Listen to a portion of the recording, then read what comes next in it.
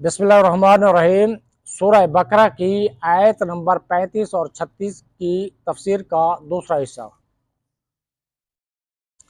एक अहम मसला, यहाँ एक अहम मसला याद रखना ज़रूरी है, क्योंकि आजकल बेबाकी का दौर है और जिसका जो चीज़ जी चाहता है बोल देता है।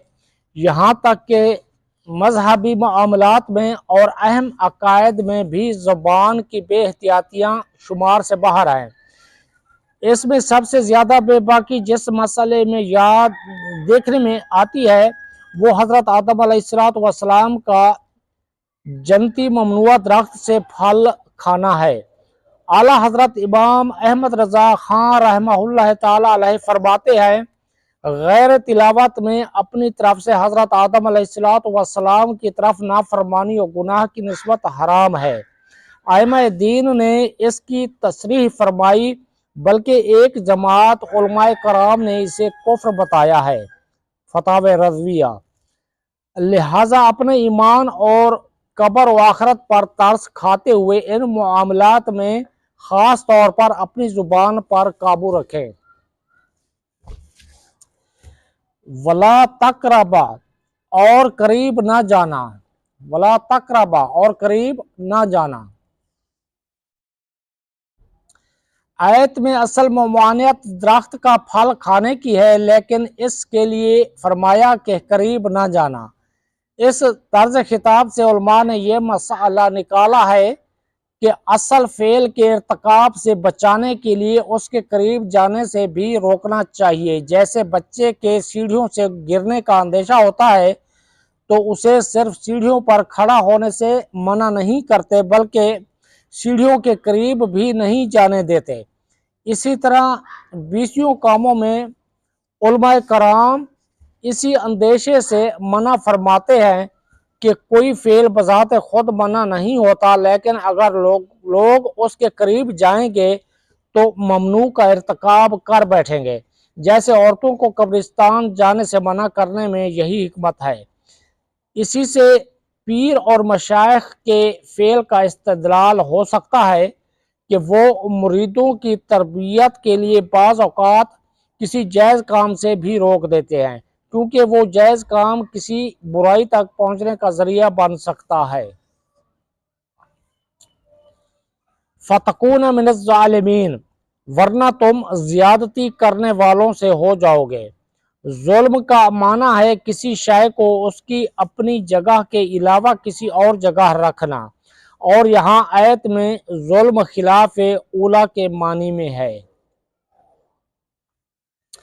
अंबिया कराम अलैहिस्सलातु वस्सलाम को जालिम कहने वाले का हुक्म। अंबिया कराम अलैहिस्सलातु वस्सलाम को जालिम कहने वाले का हुक्म। याद रहे कि अंबिया कराम अलैहिस्सलातु वस्सलाम को जालिम कहना गुस्ताखी और तौहीन है, और जो अंबिया कराम अलैहिस्सलातु वस्सलाम को जालिम कहे वो काफिर है। अल्लाह ताला मालिक और मौला है, वो अपने मकबूल बंदों के बारे में जो चाहे फरमाए। किसी दूसरे की क्या मजाल कि वो अंबिया कराम अलैहिस्सलातु वस्सलाम से मुताल्लिक कोई खिलाफ अदब कलमा ज़ुबान पर लाए और अल्लाह ताला के इस तरह के खिताब को अपनी जुर्रत और बेबाकी की दलील बनाए। इस बात को यूं समझें कि बादशाह के माँ बाप बादशाह को डांटें और ये देख कर शाही महल का जमादार भी बादशाह को उन्हीं अल्फाज में डांटने लगे तो उस अहमक का क्या अंजाम होगा। हमें तो अंबिया कराम अलैहिस्सलातु वस्सलाम और महबूबान खुदा की ताज़ीम व तौकीर और अदब व अताअत का हुक्म दिया गया है और हम पर यही लाजिम है। अंबिया अलैहिस्सलातु वस्सलाम की इस्मत का बयान। ये भी याद रहे कि अंबिया कराम अलैहिस्सलातु वस्सलाम मासूम होते हैं और उनसे कोई गुनाह सरजद नहीं होता। उनके मासूम होने पर 20 दलाइल हैं। यही यहाँ पर सिर्फ 3 दलाइल दर्ज किए जा रहे हैं।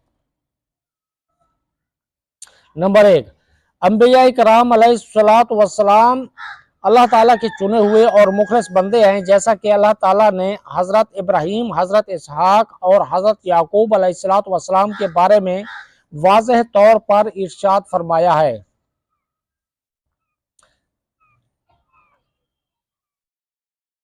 اِنَّا أَخْلَصْنَاهُمْ بِخَالِصَةٍ ذِکْرَ الدَّارِ، بے شک ہم نے انہیں ایک کھری بات سے چن لیا اور اس آخرت کے گھر کی یاد ہے۔ سورہ صاد آیت نمبر 46۔ اور حضرت یوسف علیہ السلام کے بارے میں ارشاد فرمایا، اِنَّهُ مِنْ عِبَادِنَا الْمُخْلَصِينَ، سورہ یوسف آیت نمبر 24۔ ترجمہ کنز العرفان، بے شک وہ ہمارے چنے ہوئے بندوں میں سے ہے۔ اور جو اللہ تعالیٰ کے مخلص بندے ہیں، شیطان انہیں گمراہ نہیں کر سکتا، جیسا کہ اس کا یہ اعتراف خود قرآن مجید میں موجود ہے۔ قَالَ فَبِعِزَّتِكَ لَأُغْوِيَنَّهُمْ أَجْمَعِينَ إِلَّا عِبَادَكَ مِنْهُمُ الْمُخْلَصِينَ۔ ترجمہ کنز العرفان، اس نے کہا، تیری عزت کی قسم، ضرور میں ان سب کو گمراہ کر دوں گا مگر جو ان میں تیرے چنے ہوئے بندے ہیں۔ اس سے معلوم ہوا کہ انبیاء کرام علیہ السلام پر شیطان کا داؤ نہیں چلتا کہ وہ ان سے گناہ یا کفر کرا دے۔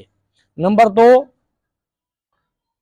گناہ کرنے والا مذمت کیے جانے کے لائق ہے، جبکہ انبیاء کرام علیہ السلام کے بارے میں اللہ تعالیٰ نے مطلقاً ارشاد فرمایا کہ وَإِنَّهُمْ عِنْدَنَا لَمِنَ الْمُصْطَفَيْنَ الْأَخْيَارِ وَإِنَّهُمْ عِنْدَنَا لَمِنَ الْمُصْطَفَيْنَ الْأَخْيَارِ۔ ترجمہ کنز العرفان، اور بے شک وہ ہمارے نزدیک بہترین چنے ہوئے بندوں میں سے ہیں۔ سورہ صاد آیت نمبر 47۔